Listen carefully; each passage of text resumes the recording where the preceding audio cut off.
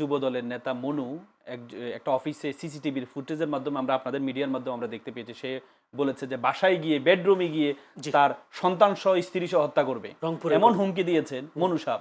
হ্যাঁ, উনি যুব দলের মেবি হচ্ছে জয়েন্ট সেক্রেটারি ছিলেন। সবখানে আপনার চাঁদাবাজি, দৌরাত্ম্য, সিন্ডিকেটের সমস্যা। এই চাঁদাবাজি শুধুমাত্র কোনো ব্যক্তি আরেক ব্যক্তির কাছ থেকে করে তা না, আপনার ব্যবসায়িক প্রতিষ্ঠান সাধারণ মানুষের কাছ থেকে চাঁদাবাজি করে এক ধরনের, কারণ রাতারাতি তারা দাম বাড়িয়ে দেয়। আমরা বিশ্ববিদ্যালয়ে থাকতে আমরা সবসময় বলতাম, বিএনপিকে বলতাম বাংলাদেশ নিরীহ পার্টি।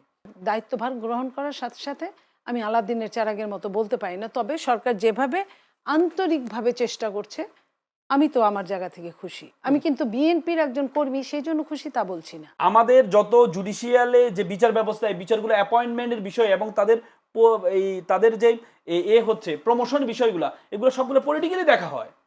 এজন্যই তো আমাদের সবসময় আমরা এই আদালতের ঘাড়ে বন্দুক চাপিয়ে আমরা সবসময় অর্ডার নেওয়ার চেষ্টা করি। গভর্নরের কথা যেটা বলেছেন এটা সম্পূর্ণ রূপেই আপনার বিচ্ছিন্ন ঘটনা।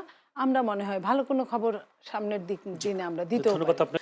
যেহেতু বিএনপি দলীয় সাবেক সংসদ সদস্য আমাদের এই আলোচনায় আজকে আছেন এবং বিএনপি সরকারও ক্ষমতায়, সেই ক্ষেত্রে প্রথমে একটু নীলোফার চৌধুরী মনির কাছে একটু শুনতে চাই। আমরা তো দেখেছি বিভিন্ন সময়ে, অন্তর্বর্তী সরকারের সময় আমরা দেখেছি বিভিন্ন ধরনের সন্ত্রাসী কর্মকাণ্ড, মবের মতো বিভিন্ন ঘটনা। সেই সব ঘটনার পর দেখেছি ওই স্বরাষ্ট্র উপদেষ্টা ডেভিল হান্ট থেকে শুরু করে বিভিন্ন অভিযানের কথা তার মুখে শুনেছি, কিন্তু তার ফলপ্রসূ আমরা কিছু দেখিনি। বর্তমান সরকারের স্বরাষ্ট্রমন্ত্রী সালাউদ্দিন আহমেদ যে পদক্ষেপ নেওয়ার কথা বলছেন, তার কঠোর হুঁশিয়ারি দিয়েছেন অস্ত্রধারীদের বিরুদ্ধে, সন্ত্রাসীদের বিরুদ্ধে, কতটা সফল হবে বলে মনে হয় এক? আর কেন এই সরকার নির্বাচনের, একটা ঐতিহাসিক নির্বাচনের পরে এমন একটা পরিস্থিতি কেন দেখা যাচ্ছে বলে মনে হয়?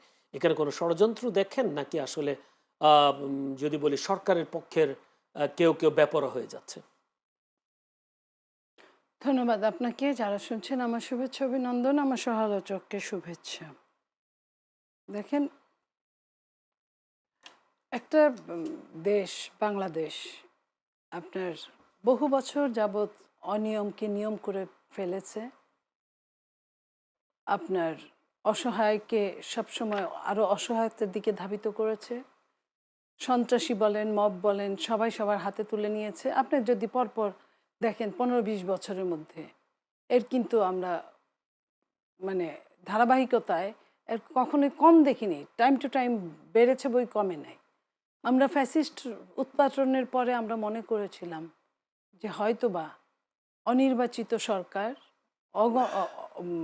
অরাজনৈতিক সরকার, মনে হয় তাদের কাছ থেকে আমরা হয়তোবা কিছুটা পরিত্রাণ পাবো, মানে এই মবকে, এই সন্ত্রাস থেকে আমরা পরিত্রাণ পাবো, কারণ তার কোনো দল নাই, সো সে সবার জন্য সমান হবে।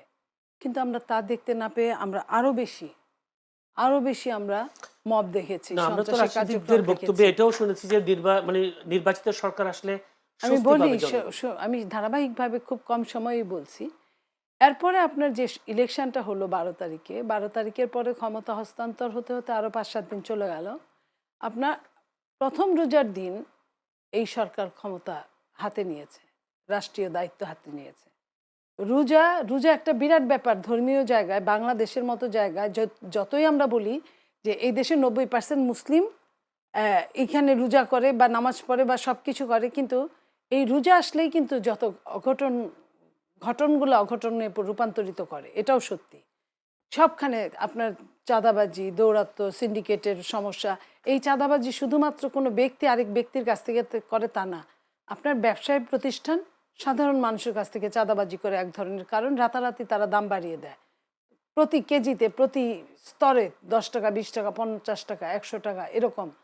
তো এই যে বাড়িয়ে দেয়, সব জায়গায় কিন্তু এরকম অসম প্রতিযোগিতা, অসম নোংরামি চলছে। সেইখানে বিএনপি ওই দিনই দায়িত্বটা গ্রহণ করেছে। একটা মানুষ হঠাৎ করে দায়িত্ব গ্রহণ করেই, আপনি জানেন এই নির্বাচনটাও কিন্তু অনেকাংশে আপনার অনিশ্চিত ছিল একরকম।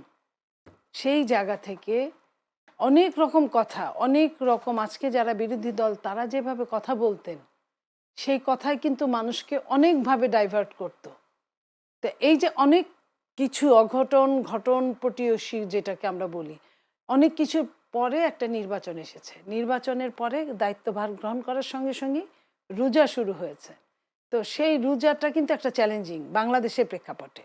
সেই চ্যালেঞ্জটা মোকাবেলার জন্য এই সরকার খুব চেষ্টা করছে এবং সরকার অনেক কিছু নিজের ভোগবিলাসিতা কিন্তু বর্জন করেছে, কিছুটা দমানো সম্ভব হয়েছে। দমানো সম্ভব হয়েছে। সরকার নিজে সৎ থেকে চেষ্টা করছে যে কতটুকু পারে। তো এখন একটা জায়গায় আপনি জানেন বুঝে উঠতেও একটা সময় লাগে, 10 দিন 20 দিন লাগে, আর রোজাও থাকে 1 মাস, ওই 10 দিন 20 দিনের মতোই। তা এই যে এই চ্যালেঞ্জগুলো আপনাদেরকেও একটু সহানুভূতিশীল হতে হবে, একটু ধৈর্য শক্তি থাকতে হবে।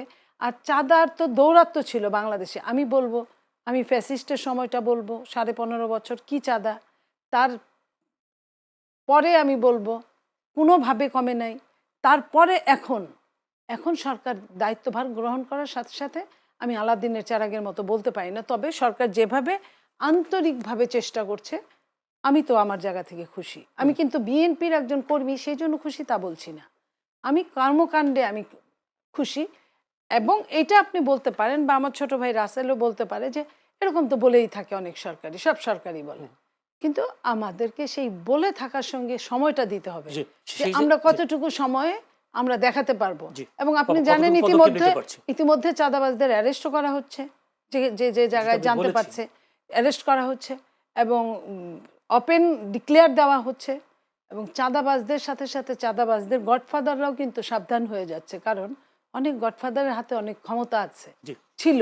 যে সেক্ষেত্রে আমি কারণে আমি স্বরাষ্ট্রমন্ত্রী যে ঘোষণাটা দিয়েছেন, কিন্তু তিনি এর আগে আরেকটা ঘোষণা দিয়েছেন, মব কালচারের দিন শেষ বলার পরও আমরা দেখেছি অনেকগুলো মব হয়েছে। যদি বলি যে বাংলাদেশ ব্যাংকের গভর্নরকে মব করে বিদায় দেওয়ার বিষয় আসছে, মব করে রুমিন ফারহানাকে যদি বলি শহীদ মিনারে ফুল না দেওয়ার, এই বিষয়গুলো তো ছিল। আপনার শহীদ মিনারে তো 2 দিনের ক্ষমতার 2-3 দিনের ঘটনা আপনি বললেন, জি।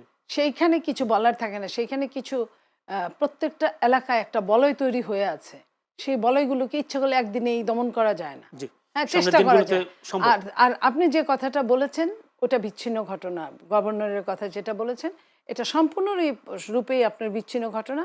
আমরা মনে হয় ভালো কোনো খবর সামনের দিনে আমরা দিতেও ধন্যবাদ পারি। আপনাকে। যদি বা আলমামুর রাসেল, একটি খবর বেশ আলোচিত হয়েছে, আপনি নিশ্চয়ই দেখেছেন। ঘটনাটি হলো উত্তরবঙ্গ থেকে 35 টাকার বেগুন কিভাবে এসে কারণ বাজারে 100 টাকা হয়ে যায়, তার একটা তথ্যচিত্র আমরা দেখেছি একটা গণমাধ্যমে। এবং সেই চাঁদাবাজ এবং অস্ত্রধারীদের বেশ দৌরাত্ম্য আমরা দেখতে পাচ্ছি এই কয়েকদিন, বিশেষ করে সম্প্রতি। যদিও নীলুফা আপা বলছেনই যে আসলে এই সরকারের মেয়াদ তো খুবই কম, হয়তো তারা এখনো টেকেল দিতে পারছে না, বা আগামী দিনগুলোতে তারা টেকেল দেওয়ার চেষ্টা করবেন এবং হবে না, সফল হবে না। আপনি কি মনে করেন আসলে কি অবস্থা নতুন সরকার ক্ষমতা নেওয়ার পর এই ধরনের ঘটনাগুলোকে কিভাবে দেখছেন, দমানো কতটা সম্ভব? জি, অসংখ্য ধন্যবাদ আমাকে সুন্দর প্রয়াসে যুক্ত করার জন্য। সাথে মনি আপাকেও শুভেচ্ছা জানাচ্ছি, দর্শক যারা আছে তাদেরকেও শুভেচ্ছা জানাচ্ছি।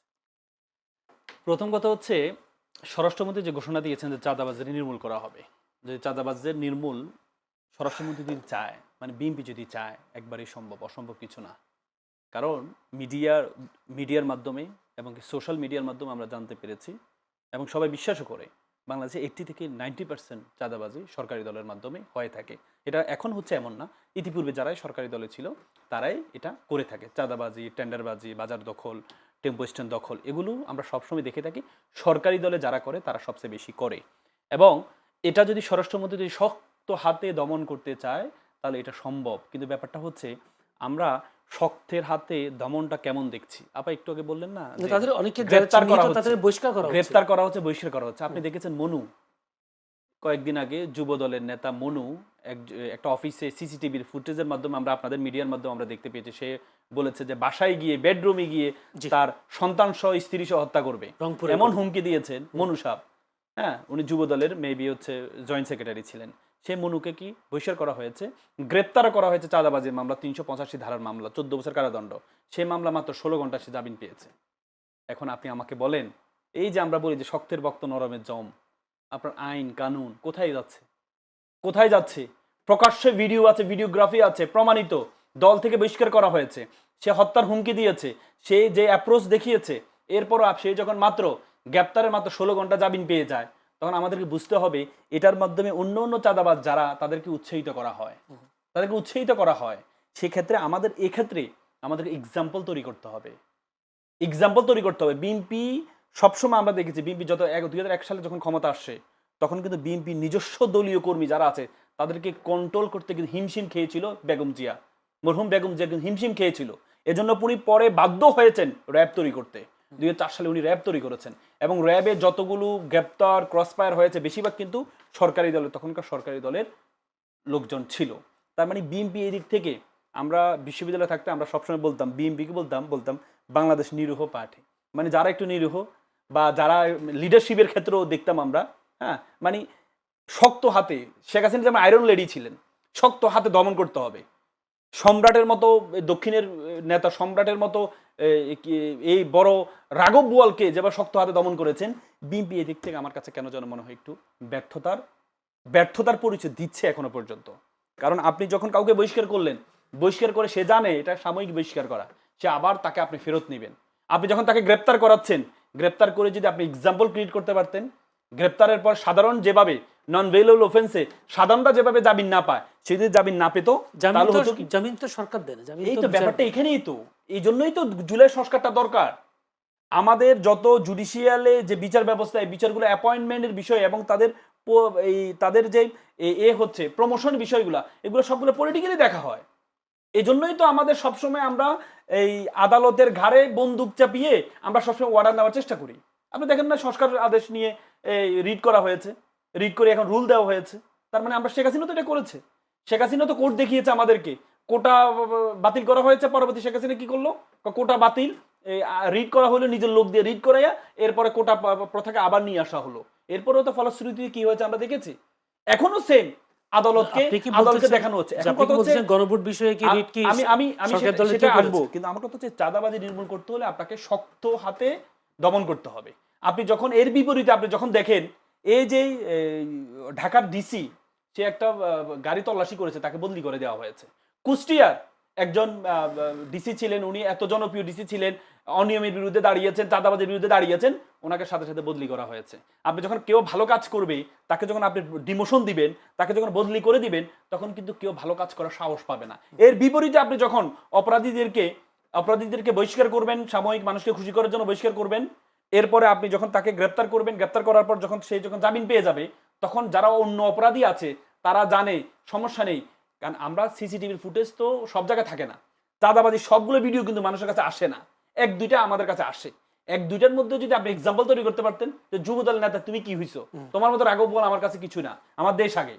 আমাদের স্লোগান তো, আমাদের আসলে সরকারি দলের স্লোগান তো সবার আগে বাংলাদেশ। তো সবার আগে বাংলাদেশ যদি হয়, তো সবার আগে বিএনপি হয়ে যাচ্ছে না বিষয়টা? আপনি তো বিএনপির যিনি এখন প্রধানমন্ত্রী তারেক রহমান, তার কিছু কর্মকাণ্ড আপনার পজিটিভ মনে হয়, ইতিবাচক মনে হয় না? যেমন তিনি জামায়াতের ইফতারে গেলেন, অবশ্যই এগুলো তো আমাদেরকে প্রমোট, বিলবোর্ড বন্ধ করে দিলেন। এগুলো তো আমরা প্রমোট করা দরকার। ভালো কাজ যদি আমরা উৎসাহিত না করি, তাহলে ভালো কাজ হবে না বাংলাদেশে।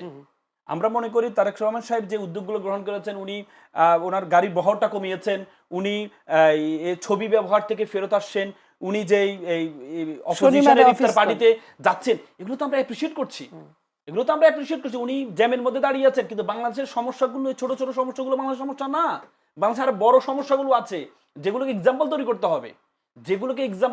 তারেক রহমান সাহেবকে শুধুমাত্র ওনাকে শক্ত হাতে এগুলোকে দমন করতে হবে। স্বরাষ্ট্রমন্ত্রী দিয়েছেন ভালোভাবে, সেভাবে শক্ত হাতে যদি দমন না করা যায়, ওনার ভালো কাজগুলো, আমি ওনাকে ক্ষমতা আসার আগেও, শপথ নেওয়ার আগেও বলেছিলাম, তারেক রহমান সাহেবের সবচেয়ে বড় চ্যালেঞ্জ হবে নিজের দলীয় যে নেতাকর্মীরা, যেগুলো উচ্ছৃঙ্খল নেতাকর্মী, এদেরকে কন্ট্রোল করা ওনার জন্য সবচেয়ে বড় চ্যালেঞ্জিং হবে। এই চ্যালেঞ্জ যদি মোকাবেলা না করতে পারে, তাহলে ওনার যে ভালো কাজগুলো, এগুলো ম্লান হয়ে যাবে, এগুলো মানুষের কাছে দেখা যাবে না। এই জায়গাটা